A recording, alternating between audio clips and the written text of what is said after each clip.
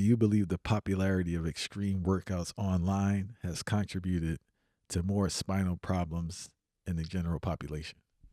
Absolutely, yeah. People got to stay in the lane, man, know what the body can do.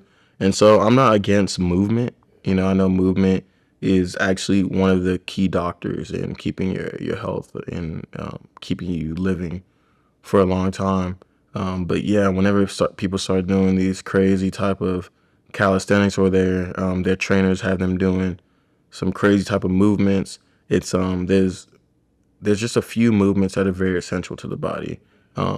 For me, one of them is you have to train the posterior chain, which means is you have to train the back, because that's what's going to hold your posture upright. And that's primarily through your extensors.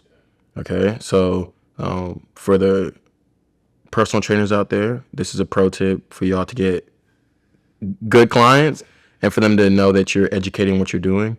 Stop training the flexors so much. It makes no sense at all. Because if you think about what the human body on a regular basis, first, they're always left brain, taking it back, the left brain governed. Most people are working on their left brain, which is their sympathetic, which is their fight or flight. Fight or flight is all of your flexors, because you have to be ready to either run, which requires all your flexors, or to fight, which is all your flexors, or to protect yourself.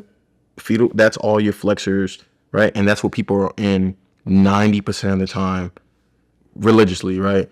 And then on top of that, whenever the jobs and the things that people do on a regular basis, it's all flexor dominated too. You hop in the car, you're sitting down in the car, everything's flexed, right? Legs flexed, hands flexed, neck flexed. You go into your job, sit on the computer 8 hours, hands flexed, legs flexed. You're in a seated position, right? So then what's crazy to me is that these personal trainers will get them into the gym and instantly start working their flexors. All right, let's get you on the bench press. Okay, so they're already in this flex position. They're already overly strong in these positions right here. It may not be like dumbbell weight strong, but their body balance is already too strong in this area. They have very, very weak posterior chain. And then you put them on these curls. All right, come on, curl. That's all flexor. Oh, you want to grow your glutes? Okay, let's get you on the hamstring curls. Now you're working your hamstring. That's a flexor, a major flexor.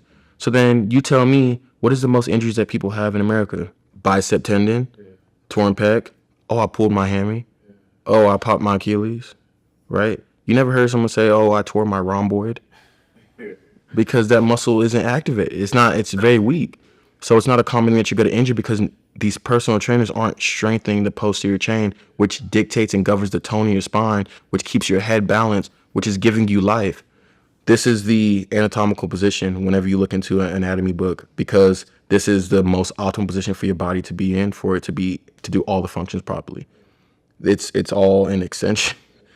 And so we're so far away from the proper way that we need to be working out that it's like we need to do a whole class for the world right now, because most of these personal trainers, like you said, are doing extreme things that look good. I mean, social media is governing our life, man. That's the same reason why these chiropractors are doing these videos with like nice crack, and they're all focused on that. Same thing with the trainers, is like, how do I look different from just doing the typical you got it kind of train video? Or I'm gonna do an extreme different looking. All right, I'm gonna put a resistance band here. You gotta hold your arm up here. You gotta do, and they're doing all these crazy things, but none of it's actually important for the functional movements of the body.